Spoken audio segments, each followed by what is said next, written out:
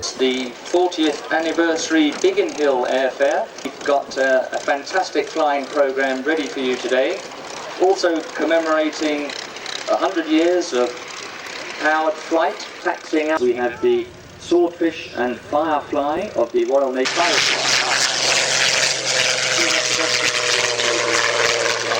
And these are, ladies and gentlemen, here's another of the unique formations that we generally build. The Royal Navy Swordfish who is normally a Sea Harrier pilot, so he's certainly very experienced. Look at the turning radius, and look at the drift downwind too. There's quite a bit of breeze aloft here at Biggin Hill today, at least at this time. It's a great way to show off the airplane. Just do a series of 360-degree turns and let the wind carry you down the runway. 60-year-old technology. We've been talking about the first century of flight. It's incredible how quickly things move. Bright fire and flare.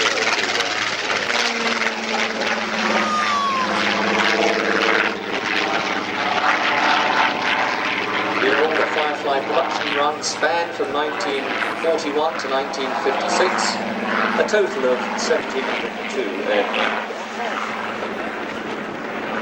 And eventually releasing 4 carriers. Them waving their arms.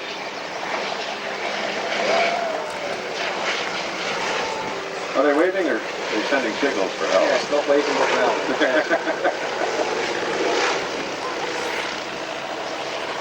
The string vest issue. That's the string vest. No, I don't have that information. I think it's safe to say that it was quite a high number. I think so, yes. Of the aircraft that actually went into combat for loss.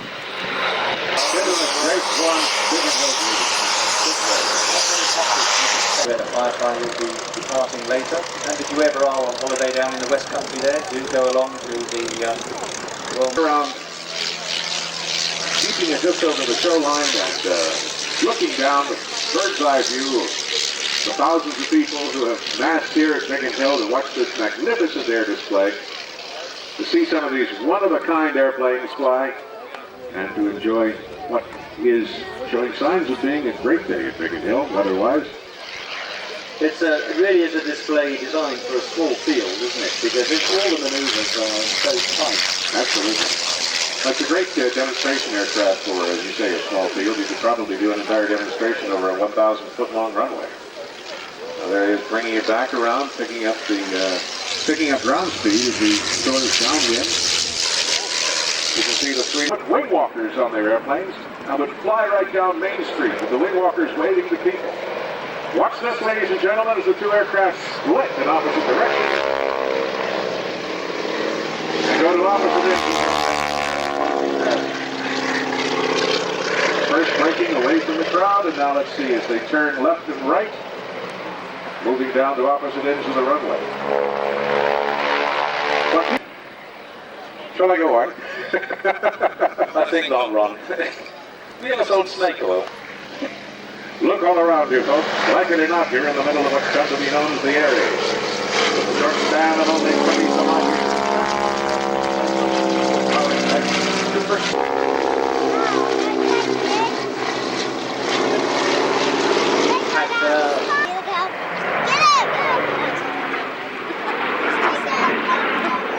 Mark 16 silver photo reconnaissance aircraft. Actually the last one to have the Merlin engine. Mark 18 had the Griffin engine. Although confusingly the Mark 14 had a Griffin engine as well. But no Mark 14 being demonstrated today. There we are, the Yachty Bufflies coming in, so we will be reported the rest.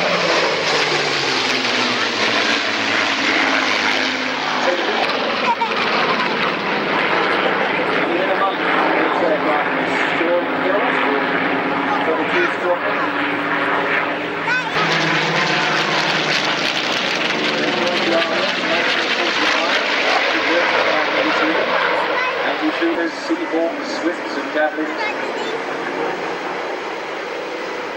And we led the Red Arrows from 1966 to 69.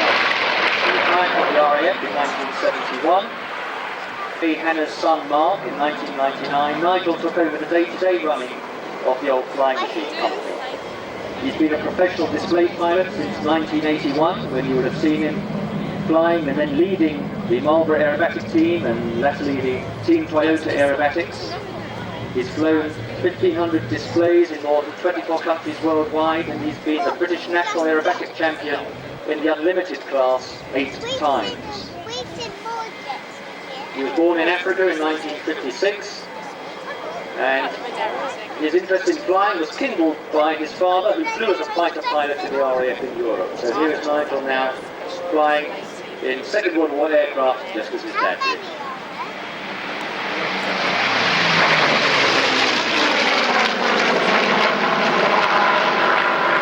Marina O'Hara and her dedication to her husband's dream.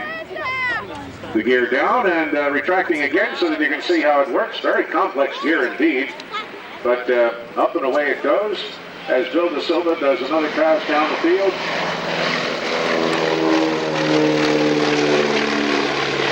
Chuck Hines, whom I was telling you about, lives in Lake Tahoe. By the way, Charles F. Blair was held a record before he passed away. And on the scene as well as on the left. As Peter pointed out yesterday, any aircraft here can land on the sea once. This aircraft can do it more than once. The Grumman HU-16. Two aircraft have been found here. We know that one's a jet, one's a wing, one's... That is truly, you're right, an incredible aircraft. So wonderful to see. This is the way to the future, swept wings. And of course that was years before it was all clamped down on, but I'm afraid to report that the British, the Americans, and Royal International Air Tattoo founding president, Group Captain Sir Douglas Bader. And also under the royal patronage of... That you'll be going through the Meet the Pilots Camp, I believe, where you'll have an opportunity to talk to him about flying this aircraft. One of the rarer airplanes you'll ever see on the display circuit. I'm just thinking that in order to get all the other British Airways mentioned out before the Richard Branson arrives, let me tell you that it's off to ask them to sign autographs before they get to the pilot's tent. I'm sure they'd be very happy to oblige.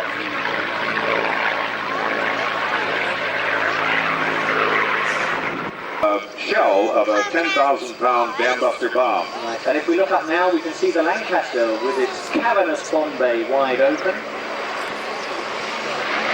Used for carrying bombs like the Tall Boy or the Grand Slam, which were what we would nowadays call bunker-busting bombs, designed for penetrating space shots. Used very effectively against the B-1 and B-2 launch sites. The Douglas DC-6.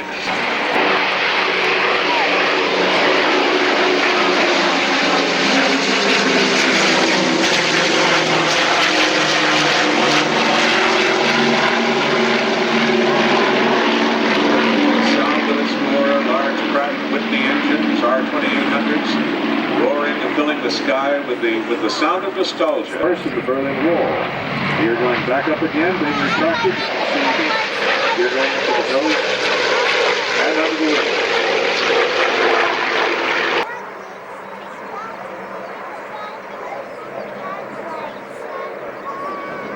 Thank you very much. Did you hear that? He said it's called a crooked loop just like all of mine. I guess that's why he's up there displaying. Certainly sounds as if Will's enjoying himself, as you can hear. The underbelly of the airplane.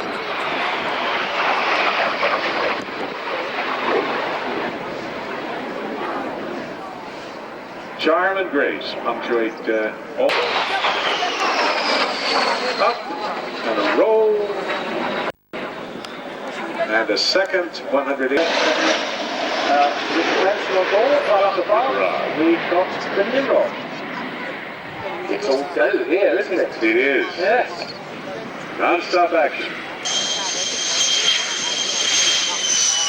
And we just heard that the Pomalisa will be displaying again because the wind conditions will be too bad for the Blériot at 4:30.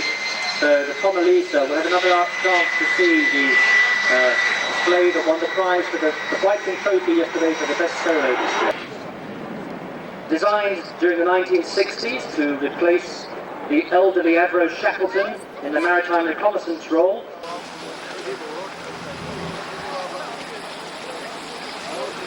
How slowly he makes that banking turn around the left, ladies and gentlemen.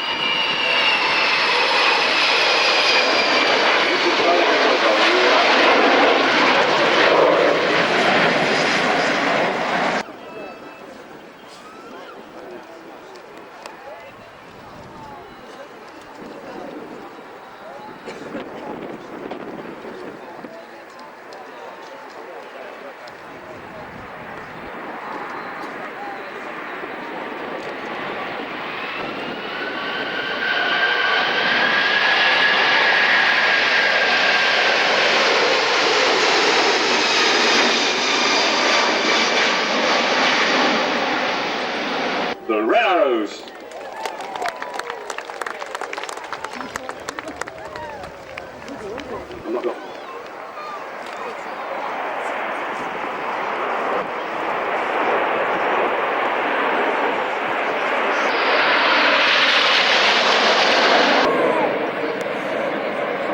So as the team fly away to the left-hand side, they've been called into 9 Arrow. I say with a strong wind at 2,000 feet, it's 220, about 50 knots, and quite turbulent out there. So Reds 8 and 9 on the wings of Signet, working extremely hard.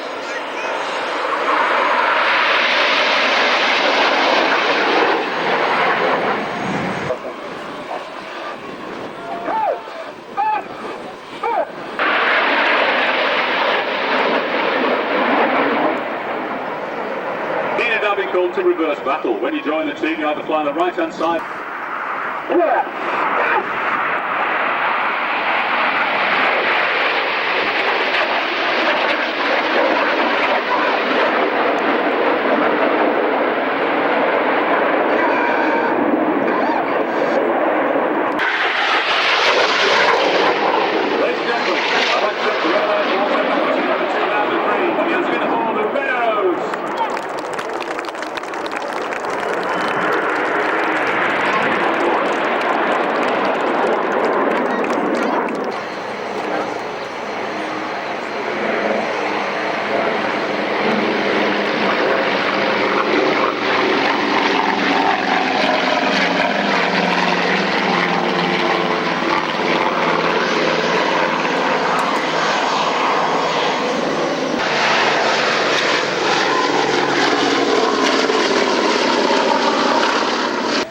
Maintained and flown by a dedicated team led by Elliot Sallingbow of B-17 Preservation Limited.